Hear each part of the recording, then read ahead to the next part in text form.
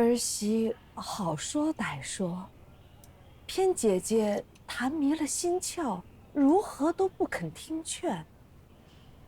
得了，原本我也没指望你真把这事儿放心上。也罢，这事你就别管了。儿媳日后一定。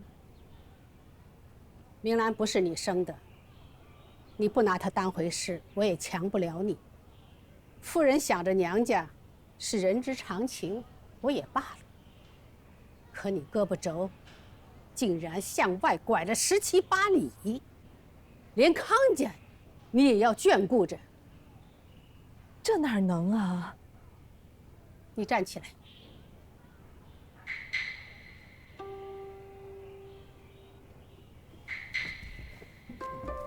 站那儿去。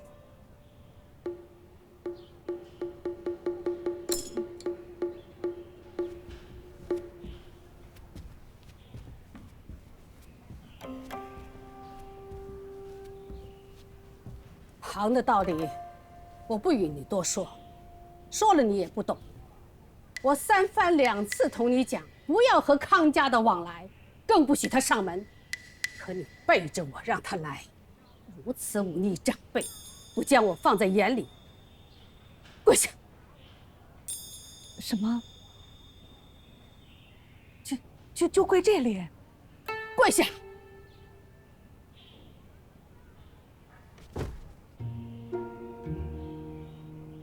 我想着林氏在的时候，你是受委屈的，所以不论你犯了什么，我只是说说，从没跟你动过真格的。现在看来，我是太纵容了。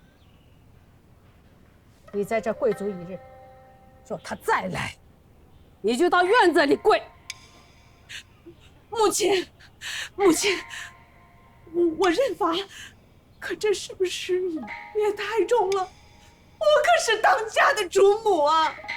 你若不服，就去寻你官人；若再不服，就回娘家。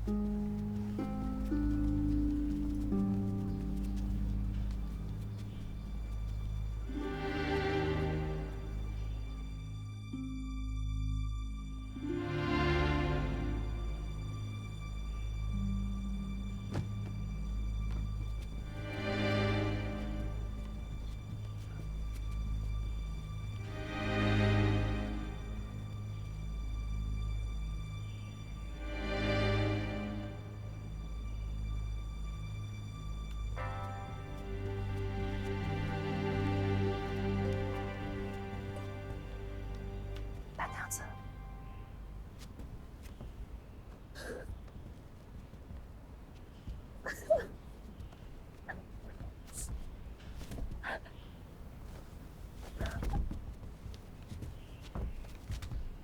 滚！大梁，我不知道你们是在看我笑话。滚！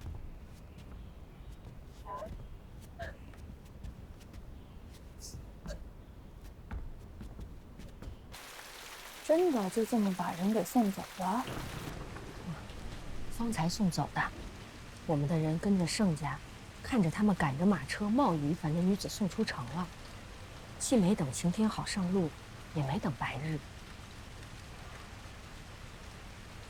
这盛家的小丫头，看着小小巧巧的，庶女出身，竟是个对手。是啊，他突然来了这么一招釜底抽薪，我们便是戳穿了他，可那康兆尔也已经被送走了呀。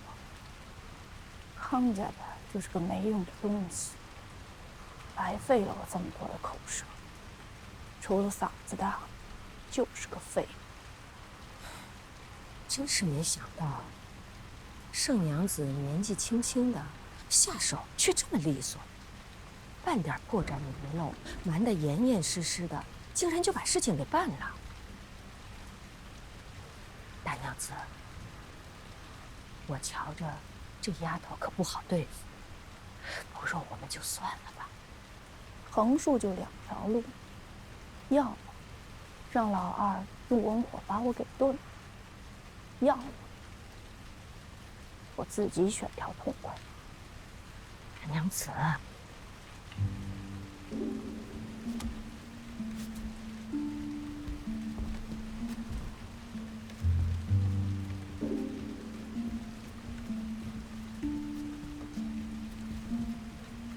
我屋里有一尊菩萨，弥勒佛，还是侯爷在世的时候，专门从一个高僧那儿请来的。他整日在屋里拜那尊佛，你知道他在求什么吗？想来总是家族强盛吧。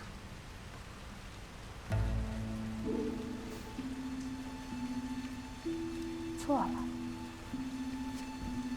弥勒佛是未来佛，他是在求来世可以跟大姐姐再续前缘。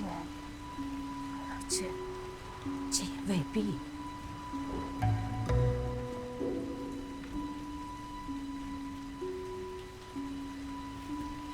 其实老侯爷心里是最清楚，大姐姐并不是什么佳配，不好生养，不善持家，年岁不永。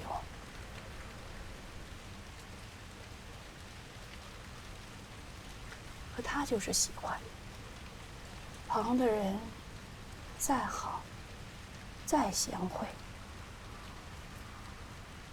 那也是无用的。那都是过去的事儿了。老侯爷也是心疼大娘子你的。老侯爷是真喜欢大姐姐呀。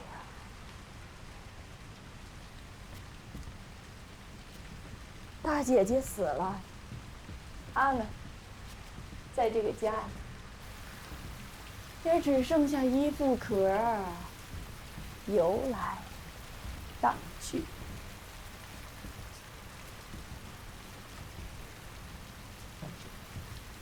这些日子，我瞧着老二跟他的媳妇儿那热乎劲儿，跟他老子一模一样，都是天生的犟种。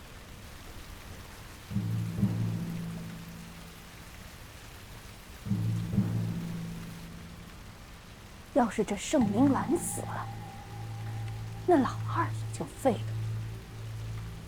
没错，那他定是废了。所以这一次，我不要别的，我只要盛明兰的命。哟，娘子，这里可是祠堂，千万别说这些。我难道还怕这些泥糊的木头不成？娘子，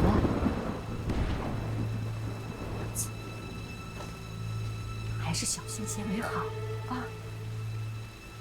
如果真是这么做了，可就没有办法全身而退了。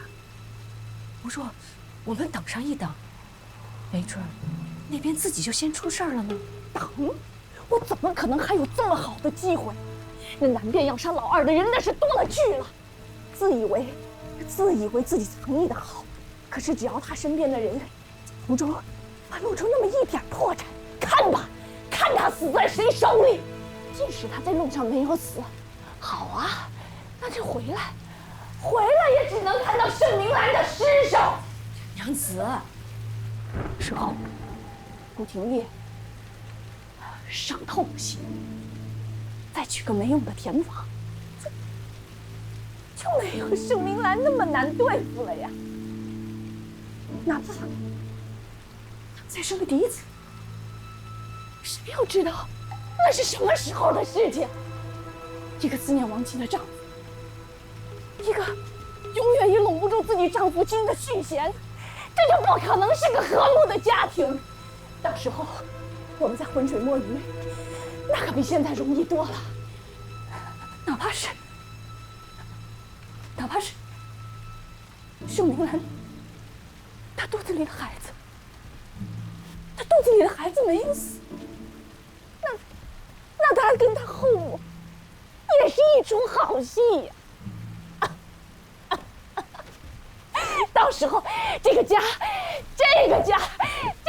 可就热闹了。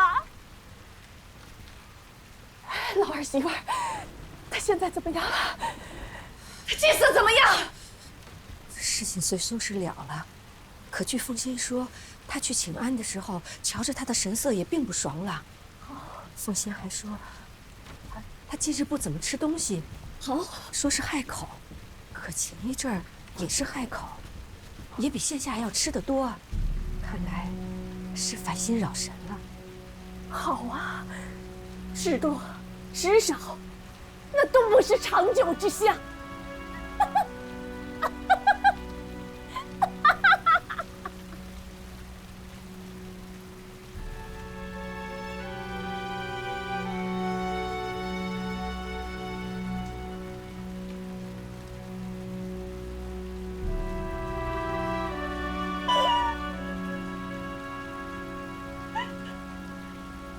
媳妇，哎，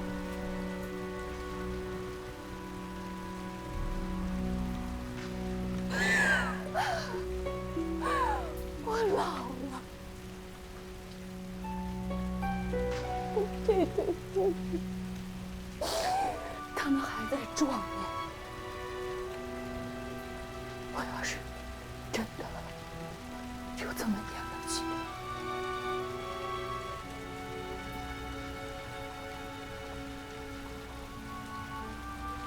怎么甘心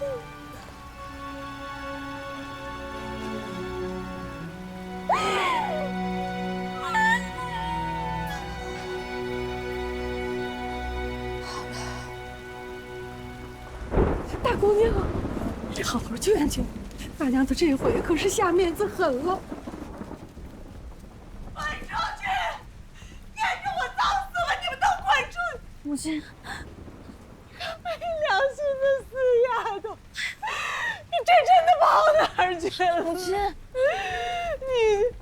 你娘都快被人逼死了，你再不来，就给娘受尸骨吧。母亲，母亲，母亲，你别哭了，让外人看见笑话，岂不丢面子啊？面子？什么面子？我嫁进盛家几十年了，遨游似的到了今日，有了你们姐弟三个，做官的做官，嫁人的嫁人，现下我一个人在这内院，都被人随便糟践了。你姨母主意大，我说服不了她，又有什么法子？我是没法活。母亲，祖母不是怪你没有说服姨母，她是怪你好坏不分，是非不明。你想想，姨母以前对明兰非骂即贬，明兰做什么要敬她重她，连你都那么替她着想，避嫌不去顾府求人，怕拖累了她，让夫家瞧不上。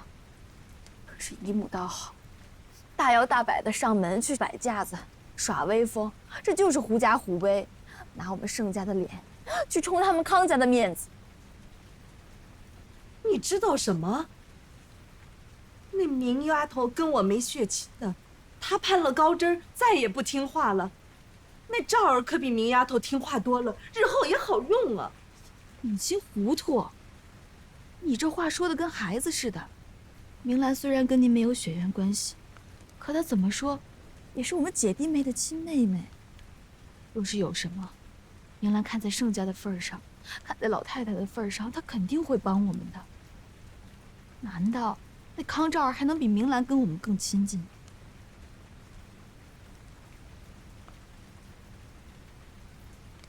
你姨母也不是没有错，可你们知道什么？自从你弟弟当了官，越来越忙，现在又去了外头，你和如儿又有自家要照顾，我同你父亲和你祖母，从来是说不到一路去。在这偌大的院子里，都嫌我烦，难为你姨母肯来听我心里话，又同我说的头气。除了她，谁肯管我呀？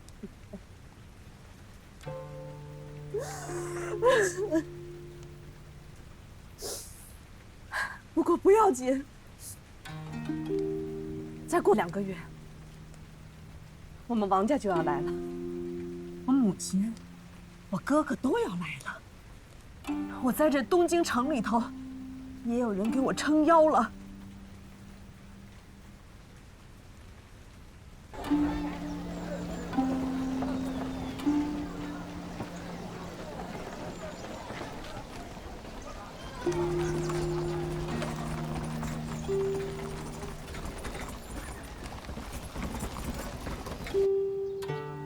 老姐姐啊，好些年不见了，一起吃个团圆饭，快动筷吧！来，来，哎，岳母啊，哎，大舅兄没跟着一起来呢。啊，还得些日子呢，手头的事啊，总得交妥清楚了才能离任。你呀，是个最好的孩子，近日高升啦。都是当日岳母看得起，将爱女许配，才有今天的日子。他老说您来了，我大哥哥来了，得好好招待呢。哎呦，什么招待不招待的呀？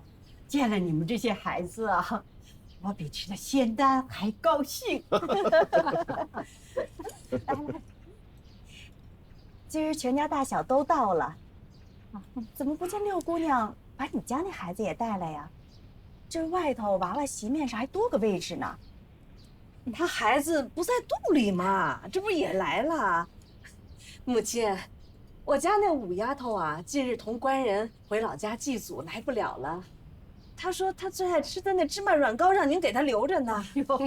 好，好，好，给她留着，给她留着。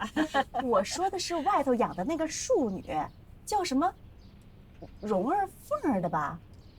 你可得对人家好些，没事得让她来见见这场面，人家才能夸你这大娘子啊贤惠。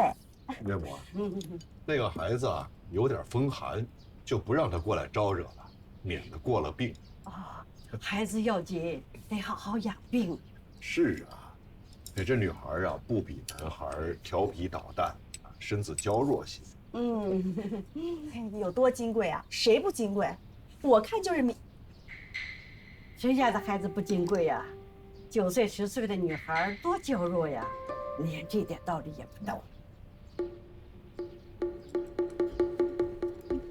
快吃来，你尝尝这个。来，来。岳母，小婿敬礼。哎呦，渭北将军府里头来人说，张大娘子临盆难产，想要见我。哎呦，啊，菩萨真人，你速来同她要好，快去看看吧，这可是妇人的鬼门关呐。灵儿，你要注意自己的身子。啊，好。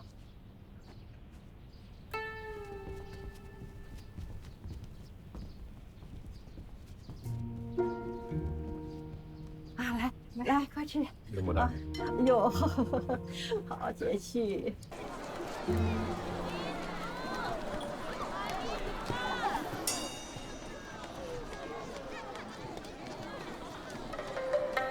你说这王家老太太，常年久居外地，是我家蓉儿几岁她知道，我与张家姐姐相交甚好，她也知道，真是神仙托魔啊！谁知道可大妞知道，我说的是。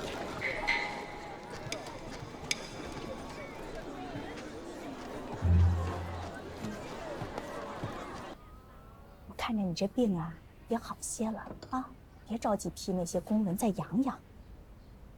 我跟你外祖母说了，等你这任满了以后，让你舅舅给你学个外放。母亲，您就别再去求舅舅了。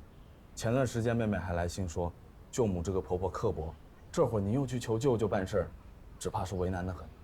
算了吧。这你别管，只要有你外祖母在一日，这王家还轮不着你舅母做主。母亲，求人的事哪有长久的？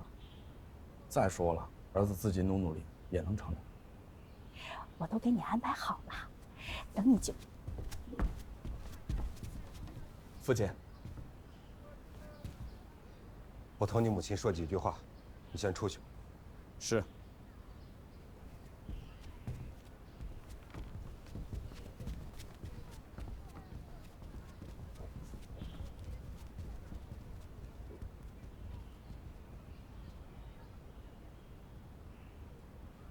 哎呀，真是稀客呀！这应付完外面，官人也能想到我这屋子里来。这感情是见了我母亲，知道我哥哥也要来东京，对我们王家又有指望啦。全家人都知道，你把我女儿卖了，竟然就我不知道。那我给赵儿寻了顾家这个好前程，不是也是为了咱康家着想吗？之前你不是瞧不起他们盛家，说我那妹夫一味的钻营，丢了读书人的风骨，如今咱们也钻营一回啊！放屁！盛老弟刚刚升4品没几日，便去了粮道。哎，你知道粮道是什么？啊？那是肥差要差。如今他女婿尊贵，儿子争气，全家都到上宠着呢，哪可愿意分一杯羹给旁人啊？你还上杆子送个贵妾去抢他女儿的位置，切！你这是偷鸡不成蚀把米，没吃到羊肉，反惹一身羊骚。哎，那既然得罪人了，那咱就一不做二不休，把这事儿敲定算了。你说这之前啊，咱们跟他顾家就沾了个转折亲，我还得看着我妹妹和我妹夫的脸色。你说现如今，这顾家要是收了赵儿，是啊，名声是难听些，但是咱们不也得了实在吗？以后可以直接跟顾家来往了。你以为能成事儿？啊，赵儿都给人送去右阳了。什么？你刚才说什么？刚才盛老弟把我扯到一边，说不忍心看我家女儿为妾，定然会在右阳给她找个好人家，还说让我别再刻薄赵儿亲娘，全当是积德行善。听了这话，真羞得我一张老脸没地方放啊！我要不是看着你为我父母侍孝期3年，我定一纸休书给你。休了我？有种你现在就休了我！你以为我不敢休你？哎呦，怕你是舍不得我们王家的助力吧？你当我愿意过你们康家这日子的？哎没完没了的讨小老婆，有能耐你别让我为了儿子的前程和家里的银子着急。就算你娶上100个，我也绝不吭一声。偏你是外头嘴硬，里头虚啊！今儿求告我哥哥，明儿托付我妹夫，还要拿我的陪嫁来填补窟窿。康海峰，你说你这个扶不上墙的王八羔子，我当初怎么瞎了眼选了你来嫁？你敢再嚷嚷，我就报你得了疯病，钉死房门，关起来！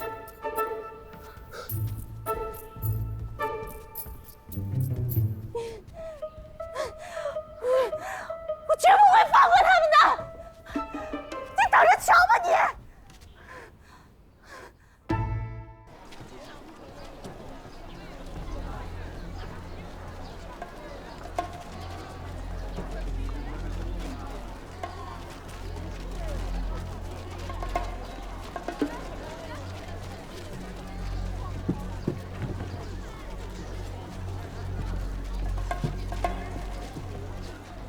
怎么样了？并不好啊！我们家娘子说了，只有盛大娘子来了，她才心安，所以唐突将娘子请过来。莲儿，上次我来，郎中不是说还得等10多天呢吗？怎么忽然就……早上小周氏那个贱人非要给我们家姑娘来请安，我们家姑娘说不想见她，她却说将军临去巡营之前说了，嘱咐她要恭敬必须来，结果两边拉拉扯扯，她就撞了我们家姑娘。黄妈妈，你别急。越是这种局面，越要镇定，不然我们自己乱了阵脚，你家大娘子指望谁？是。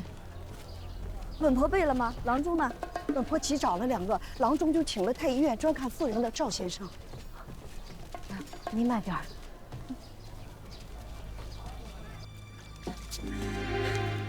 忍忍。怎么样？你替我撑着吧。不能叫我爹娘们，他们老年得子生了我，年纪大了，他们撑不住。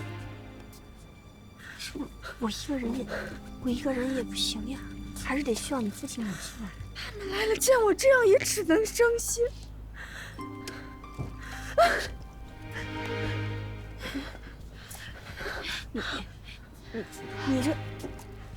你这是糊涂啊！你这半条命都搭在鬼门关了，你还想这些做什么？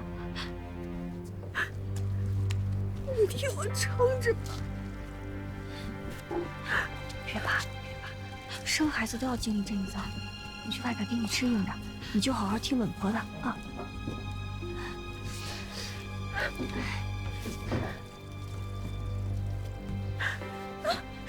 大娘子，你忍忍，你再忍忍，还没下来呢。是，再忍忍啊。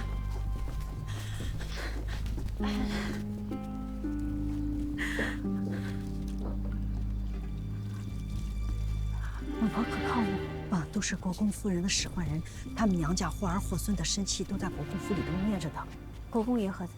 国公爷在巡营。立刻着人去把国公爷、国公夫人都请回来。可是我们家姑娘她不让啊！先头我就说要请，结果她发了好大的脾气啊！没事儿，等她生完孩子有脾气冲我发，您只管叫人去。哦，是。哎，说是将军在巡营，是同国公爷一起吗？是例行公事还是自行审查？将军早上是从我们院走的，说是怕底下懈怠了要去看看，没听说是公事，也没有同国公爷在一起啊。那既不是公事，就把将军也一同请来，备上快马，快去。好。快，赶紧去请将军！哎，叫郎中来回话。赵太医被周小娘的人给扣过去了。什么叫扣了去了？刚才郎中出去如厕，回来的路上遇到邹小娘，给他请完脉就要走了。谁知道邹小娘的大哥哥夫妇2人也在，听说太医是宫里来的，硬是给拖到了屋里去。兰草还在那边等着呢。我想做的烂货呀！这叫上小厮再去请。是，快呀！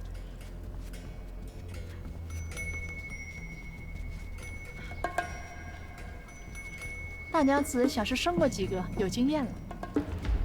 我没生过，但是我见过人家生，断送了性命。你们听着，一定要保住张大娘子。张大娘子受了冲撞，孩子有些横过来了。我明白，这事儿真难。若有郎中来扎针，或者好些。我知道有些郎中有独门绝技，在夫人昏迷的时候扎一针就会清醒。还有更精湛的，一针下去，胎位就能定过来。好，我定然找到郎中来。龙娘子，你们好好照应着。若过了这一关，国公爷、国公夫人、国舅上下都要深谢你们的。你们安心办事，不同搭理旁人。定然好生照顾着。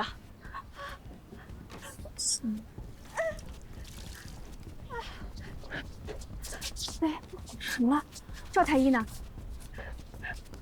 奴婢带着2个小厮去了邹小娘那，跟他们说这边等着生孩子，让他们把太医叫出来。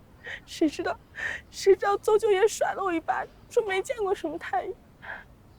奴婢让小弟小木进去找，他们人多势众，结果把他们2个捆起来打了一顿。那你见了赵太医了吗？没有，一面都没见到，不知道是不是真的离开了他们的院子。本就是为着你们家大娘子分娩才请他来的，若是离开那儿，肯定直奔这边。你亲眼见着赵太医被他们扯去了？是，奴婢亲眼见到的。就算上了开封府衙门，奴婢也这么说。这还有王法吗？啊，我们姑娘名门贵女，正是嫡妻，竟然要受这种绑闲的肮脏气！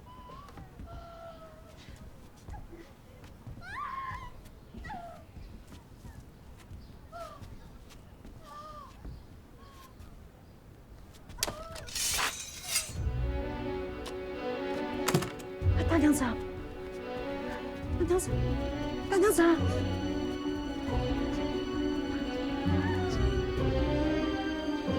大娘子就在前面，前面右拐就到了。就前面。赵太医，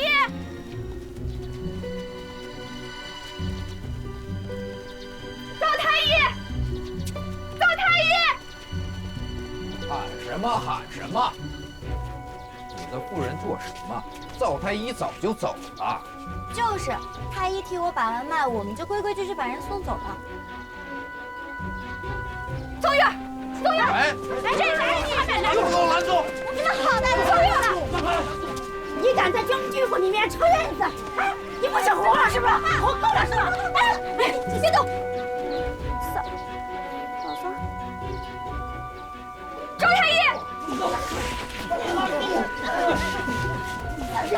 赵太医呢？是他们吧？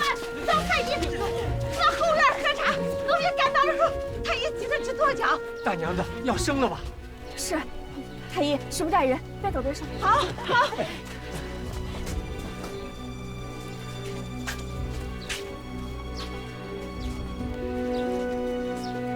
你做个什么东西？敢从我妹妹院里拖人走？我身负重病，你拖走郎中，你是想置我于死地呀你！啊！你没事吧？哎呀，我孩子时候就见过这招了，但我不是孩子了。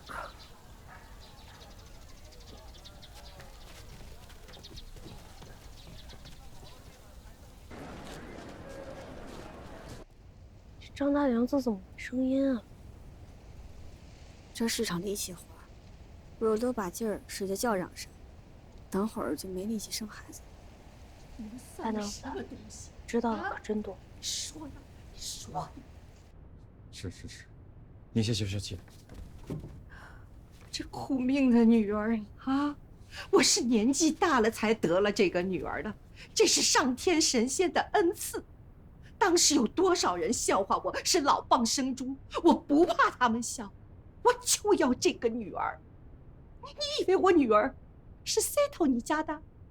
你以为我女儿是嫁不出了，偏要高攀你家是吧？啊！等会儿就骂到皇后娘娘头上去。来，我们拿着茶水果子给国公夫人送过去，拿个茶，来解救解救沈将军。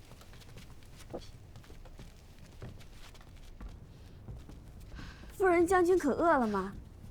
是我冒昧了，眼看就要人定了，我叫人弄了些果子，垫一垫，生孩子的时辰还长着呢。哟，好孩子，什么夫人不夫人的，就叫我婶婶吧。你还自己怀着孕呢，就这么为我家姑娘孩子，我记得你了。哎，我们家女儿真是命苦，现在还在阎王殿里面挣着，我真不知道我是造了什么孽了。女儿要是有个3长2短，婶婶，您定一定，定一定。如今姐姐在里面生产，这家里就靠您撑着呢，您可千万不能乱。不好了，不好了，夫人，我们姑娘不行了！啊！哎呀，女儿的，女儿，怎么会呢？女儿啊，女儿，撑住啊！是啊！哎呀，女儿，娘来了，娘！哎呦，孩子，你撑住啊！你爹爹有话就到。哎呦，你忍住，孩子！哎呦，这什么情况？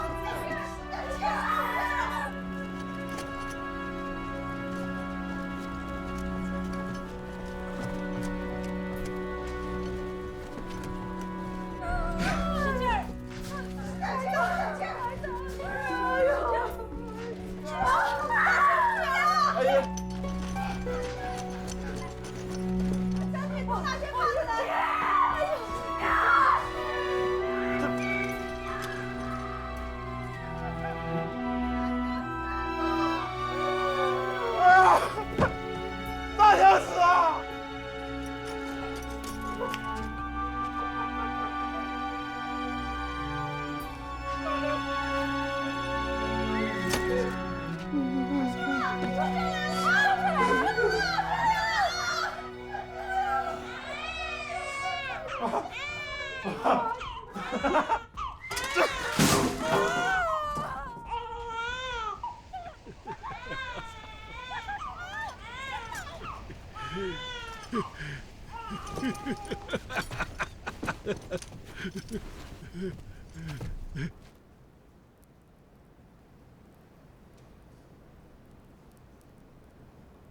把小邹氏赶出门去。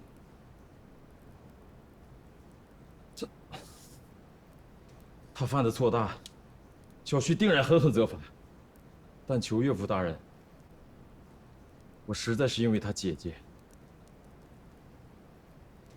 上想旧情怜婢仆，也曾因梦送钱财。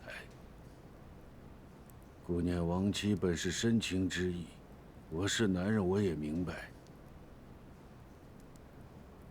既如此，国舅也写了和离书来，我们两家分手，各自奔前程吧。您这是哪里的话呀？我说过，我张家的女儿并不是求着嫁给你，也不是嫁不出了非要塞你家里。你不忘前人，这是好的，可留蛇蝎祸害在家，这是存心要我女儿的命啊！今天她还能留下半条命，那是她病好遇着顾侯娘子了。如若不然，如今我们见着的就是她的尸首了。国舅爷，我们两家好说好散。写了和离，日后在这汴京城里头，我们还好见面。不然在殿前撕破脸，大家都难做。我不和离，我不和离。不和离？你还想休妻不成吗？不，我不是休妻。从此以后，我一定好好待她，小心呵护。我绝不让她再出半点差错了。够了！你现在说这些话已经一文不值了。王妈妈在，车套好了吗？回夫人，车都已经套好了，里边铺了厚厚的褥子，内壁也用牛油皮封了，一定一丝风都透不进来。咱们姑娘肯定不会受凉的。我们走。岳父大人，岳母，好孩子，今日谢谢你了啊！现在呢慌乱不堪，早日我们得上顾侯门，感谢大娘子鼎力相助啊！您别客气，只要姐姐养得好，其他的就什么都别放心上。岳父，有事好商量，您别让大娘子受了风寒。孩子出生才没多久啊！你拦我一步，我就迈一步；我迈一步，反而就会受颠簸一步，疼一步。你若还有良心，就滚开！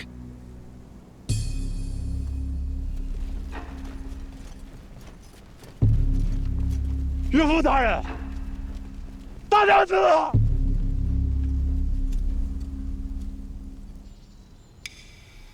既然西郊大营已经退了水涝痕迹，各路兵马应该早日安置了。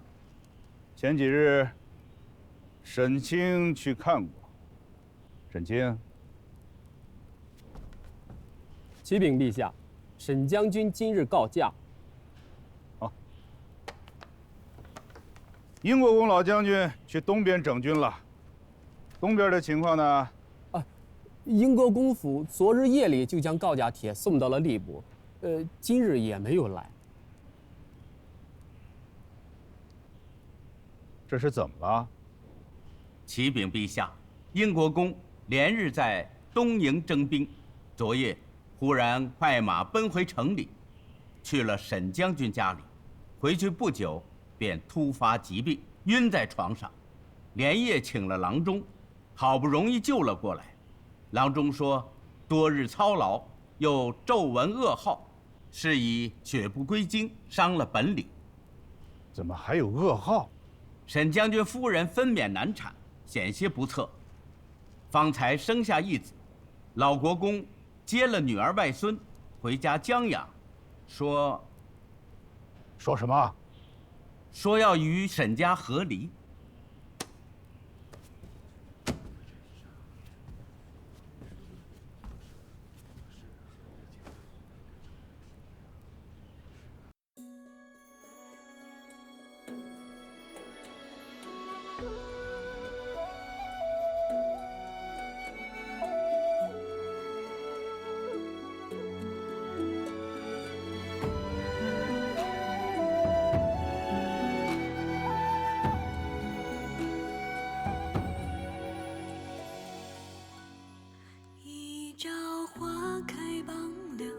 熏香无觅听候，纵饮朝霞半日晖，风雨捉不透。一人共长消瘦，待高冰泪难流。经书诵罢莫回首，无语随客头。昨夜一书风骤，浓水不消残酒。试问怎恋人却道海棠依旧。知否？知否？应是绿肥红瘦。昨夜一书风骤，浓水不消残酒。试问怎恋人却道海棠依旧。知否？知否？应是绿肥红瘦。知否？知否？应是